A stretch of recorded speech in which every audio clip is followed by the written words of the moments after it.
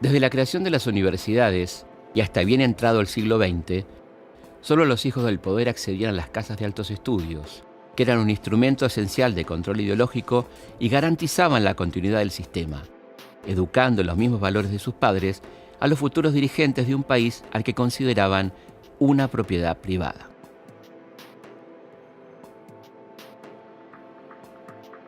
Regían los tiempos del modelo agroexportador, que desestimaba la industria nacional, fomentando la exportación de materias primas y alentando la importación de manufacturas. Este modelo desamparaba al trabajador del campo y la ciudad, visualizado como una pieza de ese engranaje y no como un posible consumidor para sus productos. De allí que los llamados empresarios nacionales tendieran a bajar el nivel salarial para aumentar su rentabilidad y se desentendieran de su formación educativa y técnica. La ley electoral y la llegada al poder del radicalismo alentaron las esperanzas de la clase media a acceder a una aspiración natural, fomentada y frustrada a la vez por la lógica histérica del sistema capitalista, el ascenso social de sus hijos por medio del ejercicio de profesiones liberales.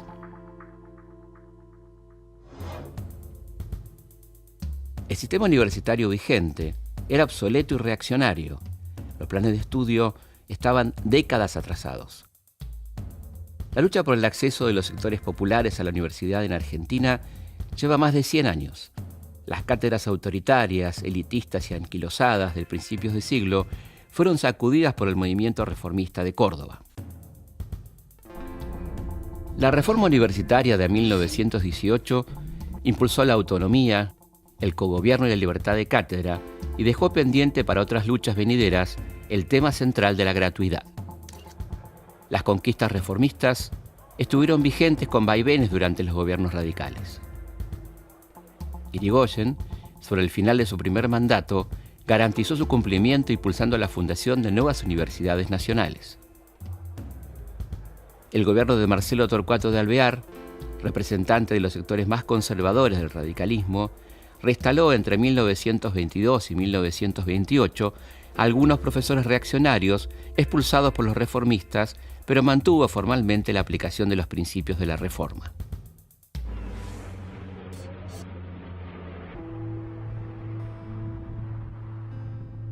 El golpe cívico-militar de 1930, encabezado por el general José Félix Uriburu, fue un duro golpe para la universidad en general y para las nuevas conquistas en particular.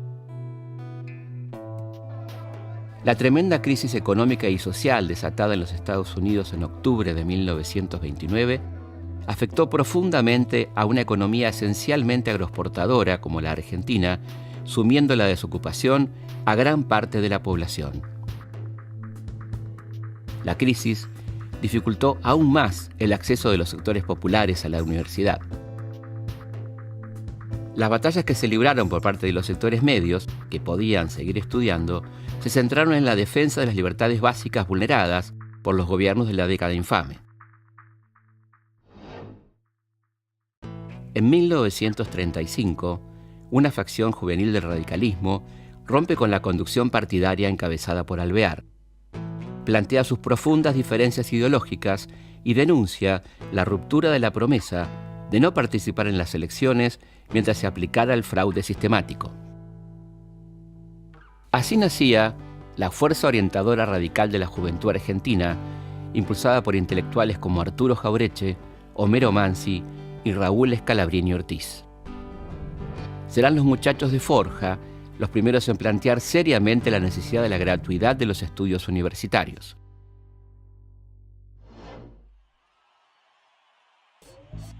La irrupción del peronismo en la escena política nacional en 1945 y su llegada al poder a mediados del año siguiente, con su impronta social, revivirá las discusiones postergadas y generará conflictos en un ámbito hegemonizado por los sectores medios y altos. El peronismo promovió un modelo de mercado interno y desarrollo industrial basado en una rueda virtuosa que necesitaba un trabajador bien pago, integrado al sistema educativo, particularmente las escuelas técnicas, habilitado a consumir los bienes nacionales que él mismo producía en las pequeñas y medianas empresas que florecieron alentados por la política económica y crediticia del Estado. En ese marco, la formación de profesionales y técnicos con salida laboral industrial se haría imprescindible. Por un lado, el nuevo movimiento fue caracterizado por los círculos universitarios y académicos de extracción liberal como la encarnación criolla del fascismo. Por otro, el peronismo planteó inicialmente una política universitaria conservadora, dificultando la aceptación de los sectores progresistas.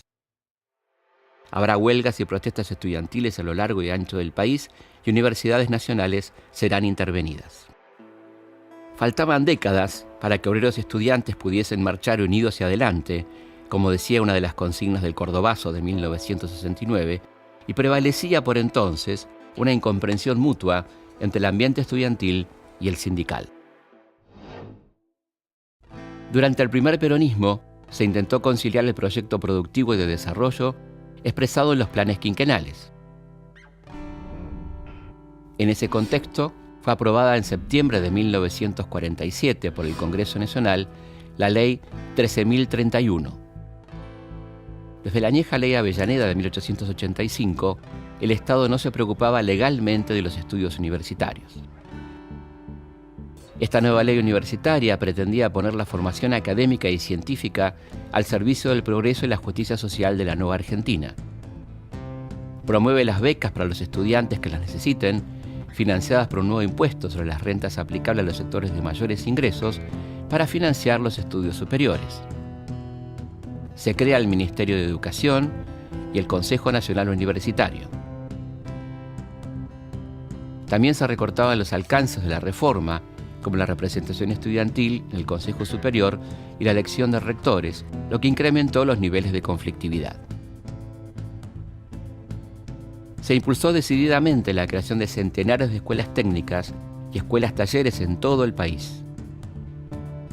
Se crea el 19 de agosto de 1948, mediante la Ley 13.229 del Congreso de la Nación, la Universidad Obrera Nacional, como la tercera etapa de los ciclos de formación técnica. Esta universidad obrera está abierta a todos los hombres o mujeres del pueblo que tengan inquietudes intelectuales y quieran realizarlas. Cuando hablamos de la justicia social, hablamos también de nutrir más abundantemente el alma y la inteligencia de nuestro pueblo. El gobierno peronista, más allá de las críticas sobre su supuesto desinterés por los estudios superiores, introdujo en la Constitución Nacional, sancionada en 1949, un inciso del artículo 37 titulado Derechos del Trabajador, de la Familia, de la Ancianidad y de la Educación y la Cultura, dedicado al derecho a la capacitación. En él se señala que el Estado debía proporcionar los medios para que, en igualdad de oportunidades, todo individuo pueda ejercer el derecho a aprender y perfeccionarse. La ley señala, entre otros objetivos, la formación integral de profesionales de origen obrero destinados a satisfacer las necesidades de la industria nacional. Proveer la enseñanza técnica de un cuerpo docente integrado por elementos formados en la experiencia del taller y la organización, dirección y fomento de la industria con especial consideración de los intereses nacionales. También establece que el rector debe ser un obrero argentino egresado de la Escuela Sindical de la Confederación General del Trabajo y que sería asesorado por un Consejo de Coordinación Industrial con participación patronal y obrera. Otro hecho relevante en el ámbito de la cultura se produjo entre el 30 de marzo y el 9 de abril de 1949 en Mendoza, en la Universidad Nacional de Cuyo. En esos días se desarrolla el primer Congreso Nacional de Filosofía, un hecho sin precedentes en América Latina. El gobierno peronista logra la sanción de la Ley 14.297, que establece la necesidad imperiosa de vincular a la universidad a los propósitos de desarrollo productivo nacional en todas sus áreas y proclama que las universidades argentinas cumplirán su misión con un sentido eminentemente humanista y de solidaridad social. La ley agrega a la formación académica específica de cada facultad cursos de filosofía y formación política. También divide al país en regiones universitarias, promueve la participación estudiantil, fomenta la autonomía y le da fuerza de ley a la gratuidad establecida por decreto. Pero faltaba tomar la decisión política para que la universidad pública se convierta también en gratuita. Esto ocurrió el 22 de noviembre de 1949, cuando el general Perón firma el decreto 29.337, que establece la gratuidad de los estudios universitarios, suprimiendo los aranceles.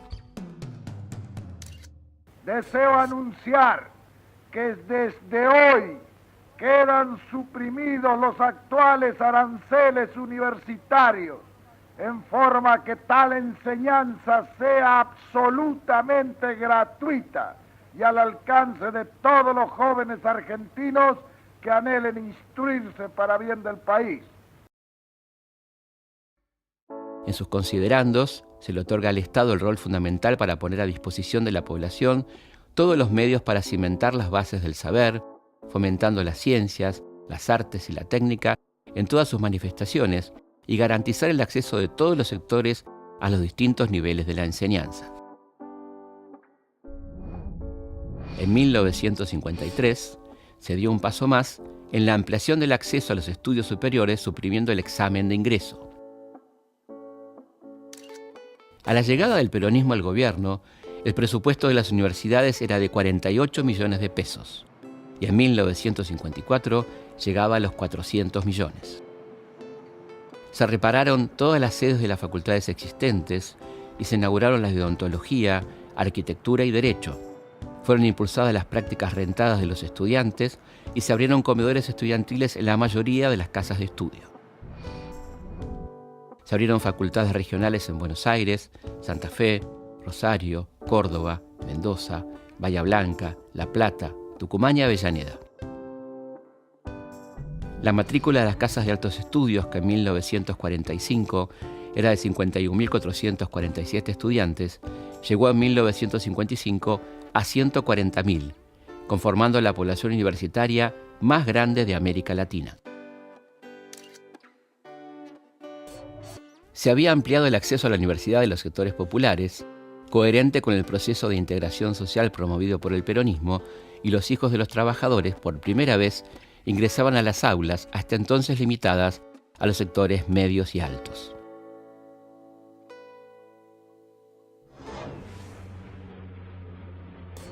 El golpe cívico-militar de septiembre de 1955, autodenominado Revolución Libertadora, anuló la Constitución de 1949 y las leyes universitarias peronistas. Cesanteó a unos 3.000 docentes y promovió el otorgamiento de títulos habilitantes por parte de las universidades privadas. Este punto desató una fuerte oposición en el ámbito universitario y fue dejado en suspenso por la dictadura de Aramburu. La Libertadora advirtió el costo político que tendría avanzar en la privatización parcial del sistema universitario y prefirió transferir el problema a su sucesor, que suponía sería Ricardo Balbín. Pero en las elecciones de 1958 triunfó el radical disidente Arturo Frondizi, quien aparecía como duro opositor a la dictadura de Aramburu, proclive a las causas nacionales y populares, que le valió el apoyo de Perón desde el exilio. Una vez en el poder, y en medio de un clima de intensos debates y movilizaciones, Frondizi se fue alejando de sus promesas de campaña e impulsó la Ley 14.557, sancionada el 17 de octubre de 1958, que le da un fuerte apoyo a la educación universitaria privada, autorizando el otorgamiento de títulos habilitantes a esas instituciones. Los privatistas no se animaron a tocar el punto de la gratuidad, como no lo harían sus sucesores. Era una conquista histórica que colocaba a la Universidad Argentina, que creció en prestigio y con buenos presupuestos durante el gobierno del Dr. Ilia, y sufrió un tremendo retroceso a partir de la dictadura cívico-militar encabezada por el general Juan Carlos Onganía y su triste noche de los bastones largos, y volvió a crecer y expandir enormemente su matrícula con la eliminación del examen de ingreso y el notable mejoramiento de la calidad de vida de la población a partir del regreso del peronismo al poder en 1973.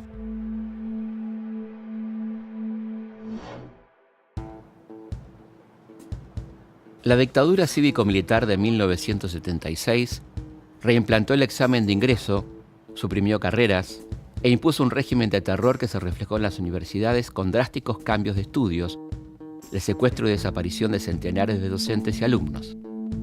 Según el informe de la CONADEP, el 21% de los desaparecidos eran estudiantes y el 6% docentes. La cantidad de estudiantes que accedieron a la universidad fue reducida violentamente por las políticas restrictivas, la persecución y la implantación de un modelo económico antipopular.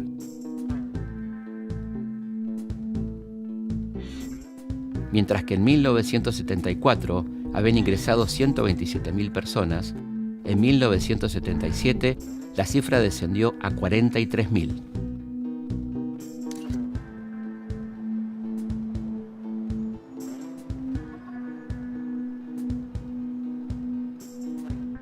El ataque oficial a la educación superior pública fue acompañado de subvenciones y privilegios para la educación privada, que duplicó su matrícula durante este trágico periodo de nuestra historia.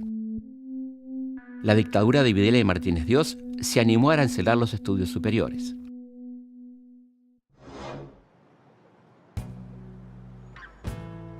El 1 de abril de 1980, impulsada por el ministro dictatorial Llerena Amadeo, se sanciona la ley universitaria número 22.207. El artículo 39 establecía que, respetando el principio de igualdad de oportunidades, la enseñanza podrá arancelarse conforme a la reglamentación general, dentro de límites razonables y con posibilidades de excepciones o de aranceles diferenciales. Y en el 40 establecía el fin de la gratuidad de todos los cursos de posgrado. En la justificación de estos artículos, que establecían el arancelamiento, se sostenía en un resonante idioma neoliberal. Ello significa una novedad respecto a lo establecido desde hace muchos años en el país, pero es fruto del necesario sinceramiento que tenemos que hacer los argentinos en todas las tareas para consolidar la reorganización nacional que está en marcha. Porque las universidades nacionales no son gratis. Su mantenimiento representa para la comunidad una erogación anual de muchos millones de pesos. La enérgica protesta de estudiantes de todo el país, sostenida durante todo el año, que incluyó la quema colectiva de los formularios que se habían distribuido para pagar los aranceles, y el deterioro de la imagen de la dictadura tras la crisis económica desatada en 1981, dejaron sin efecto la medida sin que la ley fuera derogada.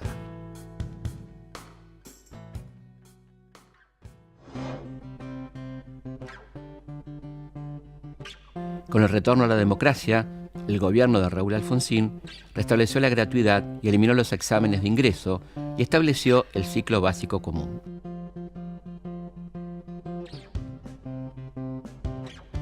Desde entonces y hasta el momento, quienes han promovido el arancelamiento universitario han fracasado rotundamente en su intento.